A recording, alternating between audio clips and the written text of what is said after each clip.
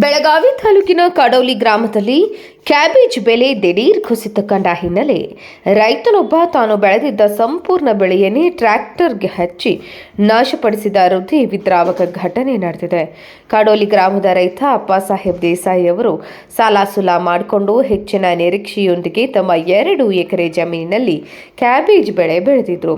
ಬೀಜ, ರಾಸಾಯನಿಕ ಗೊಬ್ಬರ, ನೀರಾವರಿ, ಕೂಲಿ ಕಾರ್ಮಿಕರ ವೆಚ್ಚ ಸೇರಿದಂತೆ ಸಾವಿರಾರು ರೂಪಾಯಿ ಹೂಡಿಕೆ ಮಾಡಿ ಬೆಳೆ ಬೆಳೆಸಿದ್ರು. ಬೆಳೆ ಚೆನ್ನಾಗಿ ಬಂದಿದ್ದು ಉತ್ತಮ ಆದಾಯದ ನಿರೀಕ್ಷೆಯಲ್ಲಿ ರೈತರ ಕುಟುಂಬ ಕಾದು ಕುಳಿತಿತ್ತು. ಆದರೆ ಮಾರುಕಟ್ಟೆಯಲ್ಲಿ ದಿಢೀರ್ ಕ್ಯಾಬೇಜ್ ಬೆಲೆ ಭಾರೀ ಕುಸಿತ ಕಂಡಿದ್ದು ರೈತನಿಗೆ ಭಾರೀ ಆಘಾತ ತಂದಿದೆ.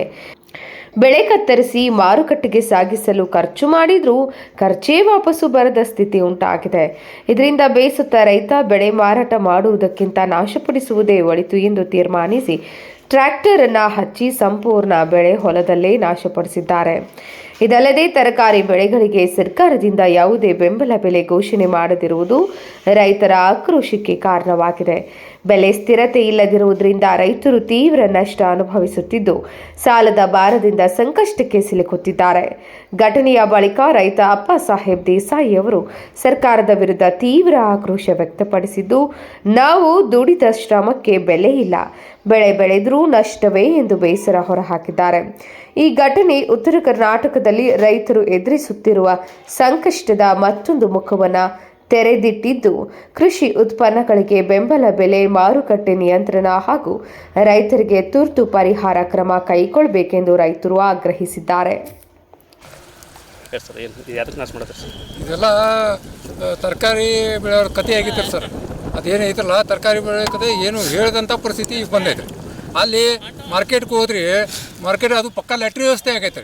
ನಾವು ಇಲ್ಲೇನು ದರ ಮಾತಾಡ್ತೀವಿ ರೀ ಹೊಲ್ದಾಗ, ಅದು ಮನೆ ಹೋಗೋ ತನಕ ಇರೋಂಗಿಲ್ಲ ಸರ್. ಮನೆಯಾಗೇನು ದರ ಮಾತಾಡ್ತೀವಿ ಅದು ಮಾರ್ಕೆಟ್ಗೆ ಹೋಗೋ ತನಕ ಇರೋಂಗಿಲ್ಲ.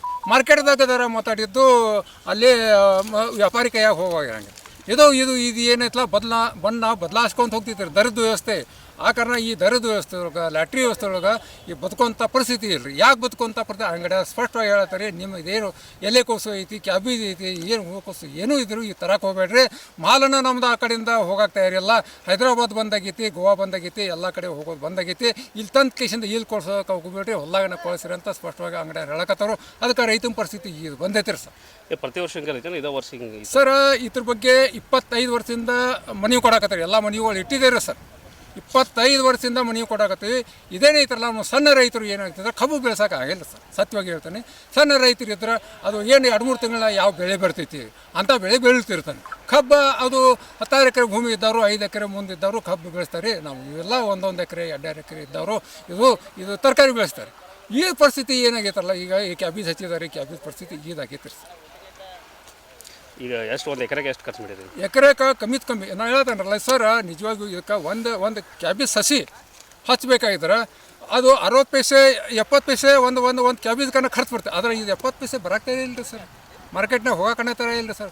ಬರೀ ಈ ಸಸಿಗೆ ಅಷ್ಟೇ ರೀ. ಮತ್ತು ಇದಕ್ಕೆ 1 10 2 10 ಔಷಧ ಬೇಕು ರೀ, ರಾಸಾಯನಿಕ ಗೊಬ್ಬರ ಬೇಕು ರೀ, ಕೊಟ್ಟಿಗೆ ಗೊಬ್ಬರ ಬೇಕು ರೀ, ಹೌದು ಅಲ್ಲ ಮಶಾಗತಿ ಖರ್ಚು ರೀ, ಈ ಟಿಲ್ಲರ್ ಹೊಡಿಬೇಕಾದ್ರೆ ಸಾಗುವಳಿ ಮಾಡಬೇಕಾದ್ರೆ ಅದಕ್ಕೆ ಡೀಸೆಲ್ ಬೇಕು ರೀ. ಇವೆಲ್ಲ ಕೂಡಿಸಿ 50,000 ರೂಪಾಯಿ ಖರ್ಚು ಬರ್ತಿತ್ತು ರೀ. 5,000 ರೂಪಾಯಿ ಟ್ರಕ್ನ. ಹಂಗಾರೆ ಇದು ಮನುಷ್ಯ ಏನಾಗ್ತೈತೆ ರೀ, ಹೊಟ್ಟೆಗೆ ಬೆಂಗೆ ಬೀಳ್ತೈತೆ ರೀ. ಏನು ವಿಷ ಕುಡಿದು ಸಾಯ್ಬೇಕೋ, ಮಂದಿಗೆಲ್ಲ ವಿಷ ಕೊಡಬೇಕು, ಏನು ಮಾಡಬೇಕು ಅಂತ ಇದೆಲ್ಲ ನೋಡಿ ನಾನು ಹೇಳಕ್ಕಂದ್ರೆ ನನಗೆ ದಯಾಮರನ್ನು ಕೊಡ್ರಿ. ಯಾಕಂದ್ರೆ 25 ವರ್ಷ ಮನೆ ಕೊಡೋದು, ಬೆಂಬಲ ಬೆಲೆ ಆದರೂ ಕೊಡ್ರಿ, ಇದಕ್ಕೆ ಪರಿಹಾರ ಆದರೂ ಕೊಡ್ರಿ. ಪರಿಹಾರ ಕೊಡಾಕ್ತಾ ಇರಲ್ರಿ. ಇದು ಕ್ಯಾಬೇಜ್ ಸಾಲನಾಗ ಯಾವ ಸತ್ತು ಹೆಂಗೆ ಸಾಲ ಮುಡ್ಸ್ಬೇಕು ರೀ? ಈ ಥರ ಸತ್ತಂದ್ರೆ ನೀವು ಖಾಸಗಿ ಸಾಲ ತೆಗ್ದಾರಿ ನಮ್ಗೆ ಕೊಡೋಕ್ಕಾಗಿಲ್ಲ ಅಂತ ಅಲ್ರಿ. ಎಷ್ಟು ನಾಚಿಗೇಡಿ ಸರ್. ಇನ್ನೋವರೆಗೆ ಈ ಸುಸೈಡ್ ಎಷ್ಟಾಗತ್ತವ್ರಿ ಸರ್. 2006ದಿಂದ 2010 ತನಕ 10,459 ಸುಸೈಡ್ ಅಂತ ಹೇಳ್ತಾರೆ ಅವರು ಆ ಕಡೆವಾರಿ ಪ್ರಕಾರ. ಅದು ಇಷ್ಟೆಲ್ಲ ಯಾಕೆ ಆಗಾಕತ್ತವು, ಸಣ್ಣ ರೈತರ ಕತೆ ಏನ ಅಂತ ಯಾರೂ ವಿಚಾರಣೆ ಮಾಡೋಕ್ಕಿಲ್ಲ ಸರ್. ಸ್ಪಷ್ಟವಾಗಿ ಹೇಳಿ ಸಣ್ಣ ರೈತರ ಕತೆ ಏನಾಗ್ತೈತಿ. ಆ ಕಾರಣ ಅವರು ಏನರ ಸತ್ತಂದ್ರೆ ಪರಿಣಾಮ ಕೂಡ ಆಗಿಲ್ಲ, ಬೆಂಬಲ ಬೆಲೆ ಇಲ್ಲ. ಹಾಗಾಗಿ ಈಗೇನಾಗ್ತೀರಿ, ನಮ್ಗೆ ದಯಾಮರಂ ಬಿಡಾಕತ್ತೀರ ಸರ್. ಅಂಥ ಪರಿಸ್ಥಿತಿ ನಮಗೆ ಬೇಡಬೇಡಿ. ಇಂಥ ಪರಿಸ್ಥಿತಿ ತರಕ್ಕೆ ಹೋಗ್ಬೇಡ. ರೈತರ ಬಗ್ಗೆ ಕಾಳಜಿ ಇರಲ್ಲ. ರೈತರು ಮತ ಹಾಕಿರ್ತಾರೆ. ರೈತರ ಬಗ್ಗೆ ಕಾಳಜಿ ಹೃದಯ ದ್ವಾರದಾಗಲಿ ಇದಕ್ಕೇನು ಬೆಂಬಲ ಬೆಲೆ ಘೋಷಣೆ ಮಾಡಿರಿ. ಮತ್ತು ಈಗೇನು ಚೆನ್ನಾಗಿ ಇದಕ್ಕೊಂದು ಪರಿಹಾರ ಕೊಡ್ರಿ ಅಂತ ನಾವು ಮನವಿ ಮಾಡಿ ಕೈ ಮುಗಿಯಕ್ಕೆ ಸರ್ ಅಪ್ಪಾಸಾಹೇಬ್.